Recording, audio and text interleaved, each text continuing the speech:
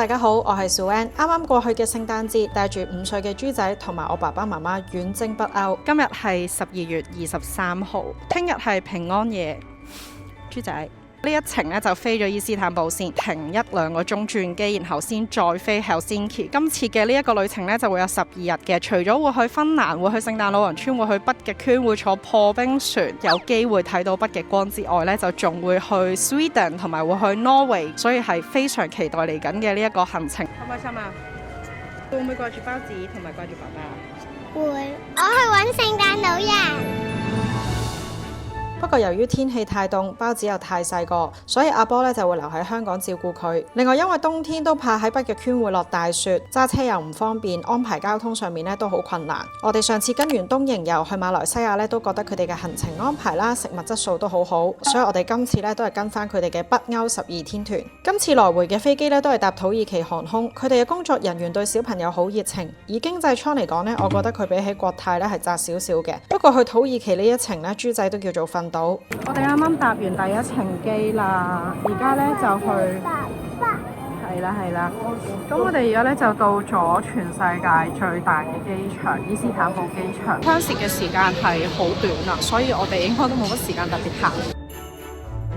機場嘅水牌入面嘅飛機係會多成咁啊！真係不愧為世界第一大機場。淨係免稅鋪頭嘅位置同埋每個閘口之間嘅距離，由頭行到尾咧，應該都要半個鐘。機場嘅食物都有好多選擇，不過由於轉機嘅時間唔多，所以搞埋出入境手續之後，我哋就登機啦。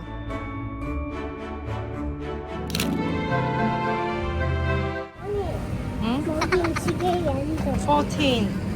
做咩冇電視機啊？因為呢個係細啲嘅 flight 咯。頭先咪去咗World Biggest Airport。係啦，嗰度係邊度啊 ？Turkey。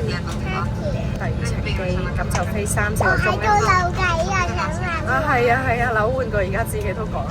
咁我哋轉頭就會飛到 Helsinki 㗎啦。今日係 Christmas Eve，跟住聽日係 Christmas。係。Exciting 啊！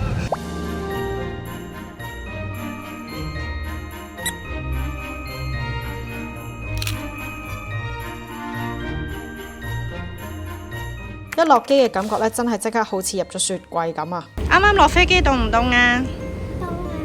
出面係全部都係白蒙蒙一片嘅雪啊！係啊！辛唔辛苦？攰唔攰？唔哇，咁勁啊！行啦咁。我琴晚都冇瞓過覺。你明明就有瞓過覺，又話自己冇瞓。一出嚟見到冇名 cafe 啊，果然係周圍都有冇名。芬蘭機場嘅感覺咧係好現代、好簡約、好乾淨同埋好寧靜。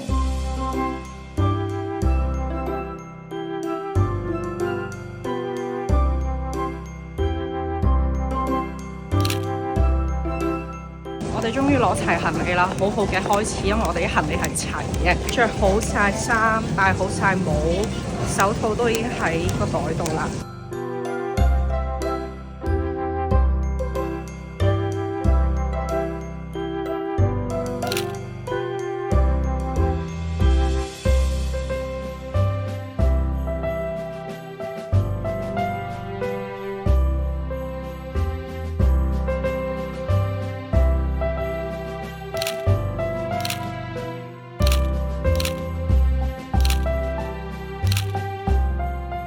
因為已經坐咗太耐飛機，所以到達市中心嘅時候就要先食飯。第一間餐廳都好有節日氣氛。由呢一餐開始嚟緊，每一日食嘅飯呢都係北歐嘅本地菜式，真係唔係太啱香港人口味，同埋都出咗名，唔係話太好食噶啦。今日咧就係食三文魚，類似 IKEA 嘅水準啦。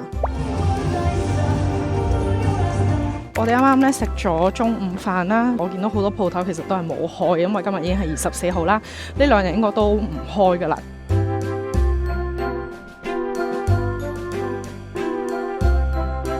呢一條主街道再配合埋啲燈飾同埋輕軌鐵路咧，真係好靚。而家黃昏就嚟天黑咁嘅狀態咧，其實只係2點幾嘅咋。冬天嚟歐洲嘅日照時間好短，特別係北歐，所以啱啱到嘅時候咧都要好好習慣下。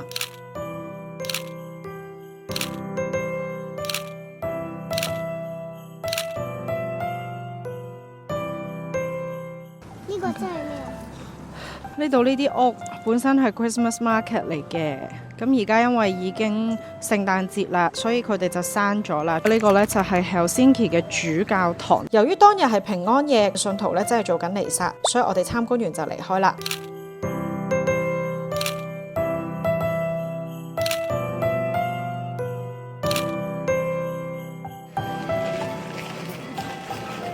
跟住我哋就去埋另外一個東正教嘅教堂，佢係喺碼頭邊嘅，仲有一隻船停泊埋岸，喺呢度影下相都幾靚。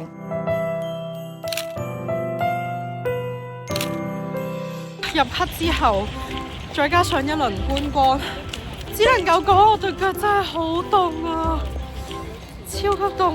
我淨係着咗條褲都係嗰句，聽一定要着兩對。好攰啦，係咪啊？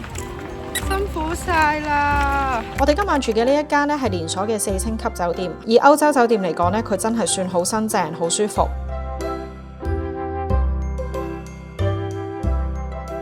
嘅嗰10幾日咧，皮膚真係好乾啦，好需要一啲好保濕啦、好修護嘅護膚品。其實今年香港嘅冬天咧，我都覺得比起平時咧係好似乾啲啦、凍啲啦。試過咁多唔同嘅 skin care 咧，以醫學護膚品牌嚟講咧，我自己都好中意 Dermalab。佢由皮膚科醫生研發，所有產品咧都係純素，不含致敏成分。follow開我嘅觀眾咧都知道，我都介紹過 Dermalab 呢個牌子好幾次㗎啦。無論係我自己啦，或者好似之前包子豬仔皮膚敏感咧，我都會用佢哋嘅呢個 SOS 系列。最近秋冬天咁乾燥咧，我就試咗佢哋嘅雙 B 保濕生物纖維面膜，好保濕，質地亦都好特別同埋超舒服。大家搽 skin care 咧，其實都係想做到真正有效嘅深度保濕。呢一隻保濕嘅生物纖維面膜嘅纖維同埋分子咧，都做到好細，係目前自然界咧最細嘅纖維。有冇諗過平時敷嘅面膜咧，嗰個纖維係咁粗？同一般嘅纖維面膜比較咧 ，Dermalab 嘅呢一款平均直徑咧係細300倍嘅。如果放到好大嚟睇咧，一般嘅蠶絲面膜纖維就好似呢條麻繩咁粗，而 Dermalab 嘅呢一款生物纖維面膜咧就會好似呢一條繩咁幼啦。因為生物纖維面膜咧個纖維夠細啦，所以個貼膚度就越高。close up 少少俾大家睇下佢個質地。其實佢最開初咧係燒傷嘅醫療用途，生產嘅要求極高，非常之人體親膚同埋溫和。同埋我好中意佢哋嘅精華咧係唔會一路敷一路滴到周圍都係，可以敷住去做其他嘢啦。佢用咗微脂囊嘅滲透科技，以0.001毫米咁細嘅微脂囊去包裹住啲精華，通過皮膚嘅離子通道注水注氧，敷完之後咧可以睇到面膜變薄咗啦，某啲位咧仲有皺褶，即係話咧呢啲位係特別缺水嘅。之後咧就可以用翻啲 skin care 重點護膚啦，用完之後真係 feel 到皮膚飲爆水啦，好保濕，仲會有即時淡紋收毛孔嘅效果。做完醫美之後用佢咧仲可以舒緩泛紅同埋鎮靜皮膚。敷完 mask 之後咧就用呢個 5KDA 嘅精華，質地咧好透薄，完全唔會立，唔會起擦膠碎。5KDA 咧其實可能大家都唔係好明，其實咧即係等於5000個杜爾頓，係世界上咧現存其中一款最細透嘅透明質酸，比起一般嘅透明質酸咧嘅分子咧係細500倍㗎。因為佢分子好細啦，所以佢可以深層滲透20層嘅皮膚，做到即時保濕、激活透明質酸生長同埋長效保濕，完全係媲美水光針嘅保濕效果啊！俾多個 tips 大家啦 ，Dermalab 嘅精華咧係專門用嚟疊層用嘅，所以好似我皮膚狀況唔好啦、捱夜啦，我就會用埋呢一個天然粉紅色1% 嘅 B12精華，提升吸收力、抗敏力同埋防禦力，令到皮膚有光澤感同埋血色感。Dermalab 嘅呢一隻面膜咧，加埋呢2支精華嘅保濕效果咧，真係好有驚喜啊！同埋喺各大嘅萬寧同屈臣氏買 Dermalab 嘅產品咧，單件係85折，買滿600蚊咧仲會減80蚊，喺萬寧買滿800蚊咧仲會減100蚊添啊！千祈唔好錯過呢個 promotion 啊！好簡單，影個 room tour 俾大家睇，我哋間房咧就係都幾簡約嘅，一眼睇晒。Haley，你個 friend 喺地下喎。2張床都係比較細啲嘅單人床，但係拍埋咗一齊，我哋2個瞓就啱啱好啦。跟住係有暖氣啦，又唔會太焗喎，幾好。然後呢度有電視，我覺得有好足夠嘅掛衫空間，呢樣嘢好正啊！跟住呢度有張好簡單嘅台，電熱水煲，然後呢度有個雪櫃仔，上面仲有個夾萬。洗手間嘅空間都幾寬敞喎，呢度係掛牆嘅風筒，跟住呢度係有塊鏡。然後係淋浴嘅地方。對於佢哋嘅自助餐咧，就唔會有啲咩太大期望啦。始終同東南亞咧係差好遠嘅，主要都係湯啦、麵包啦、沙律啦、三文魚、薯仔同埋蛋糕甜品，以食飽為主。雖然時間已經唔早啦，亦都經歷過好長嘅飛機同埋搭車嘅行程。不過小朋友嚟到呢度又見到有 playhouse 咧，都係想玩下放下電嘅，順便放埋公公婆婆嘅電添啊！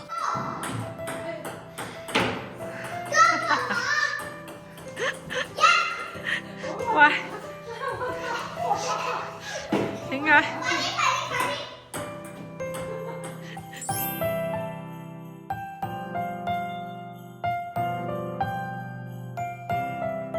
返到房咧，喺我沖涼期間就俾豬仔睇一陣 iPad 啦，跟住冇幾耐咧，佢就乖乖地自己去瞓啦。見到呢個畫面真係好感動，因為第二朝又要好早起身。早晨 ，Merry Christmas！ 今日係聖誕節正日，我拎到成手都係嘢。豬仔跟咗公公婆婆落去食早餐。Christmas 朝早嘅早餐都係食 buffet。呢度仲有啲奶同埋 cereal 嘅部分，我都好耐冇食咯。得意啊！呢啲朱古力曲奇，自助嘅飲品區啦，咖啡、茶同埋熱朱古力，芬蘭嘅西瓜，同埋有果汁。咁有啲甜品嘅部分，同琴晚差唔多嘅沙律，仲有芝士。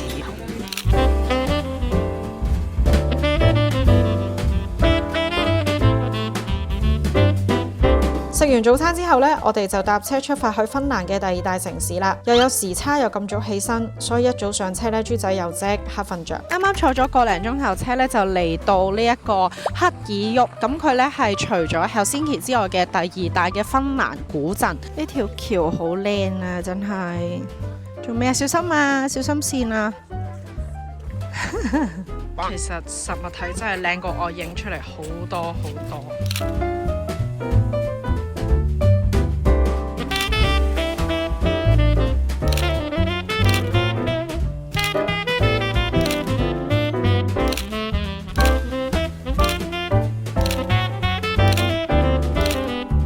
12月25號竟然有間鋪頭就係開啊！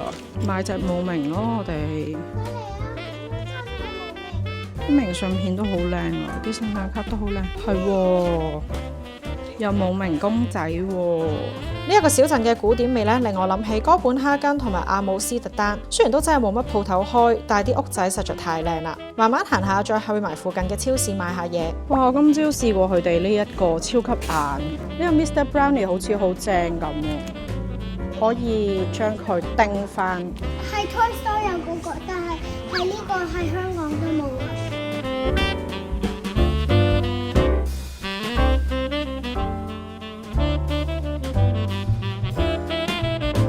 各位觀眾有冇留意到啲飄雪啊？喺我哋今日食午餐之前咧，終於開始落雪。呢間鋪頭咧係當地一間都幾出名嘅餐廳，喺聖誕節嘅當日咧都接近係滿座嘅狀態。第一個餸係有 salad 再加麵包，印象中咧都算係味道比較好嘅一餐。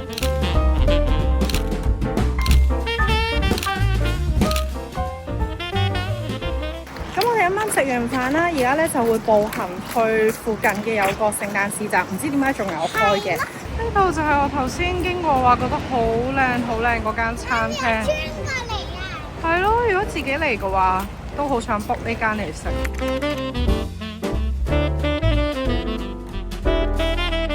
雖然呢個聖誕市集咧係非常之細，嚴格嚟講咧，只可以話佢係有幾個攤檔，叫做感受下有個市集嘅氣氛啦。包子，呢個咪俾包子啊？係啊。哇，咁近嘅？喂，太近啦！太近啦！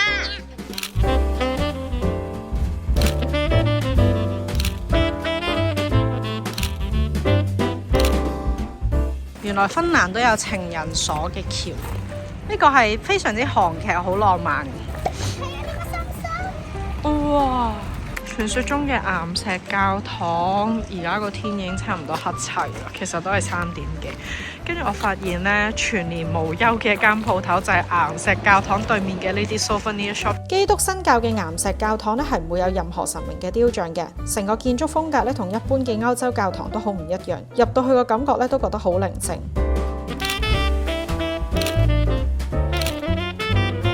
第一次入麥當勞，主要係去洗手間。但係應該都會買少少嘢食，叫一個開心樂園餐，係成為4個9毫半。你覺得今日自己乖唔乖？可唔可以食麥當勞啊？我覺得好乖。跳芬蘭開心樂園餐。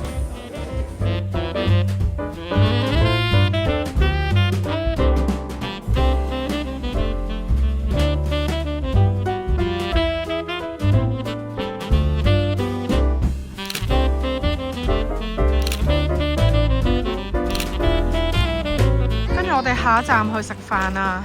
好犀利啊！呢位小朋友跟到我哋咁長途，雖然今日只係第2日，但係呢2日都係行咗超多路啊！係咪好犀利啊你？喺北歐食8餸1湯嘅中菜咧，真係算係咁噶啦，味道咧就不過不失，有啲餸咧都幾好食。對於我呢一啲中餐胃嚟講咧，已經覺得好開心噶啦。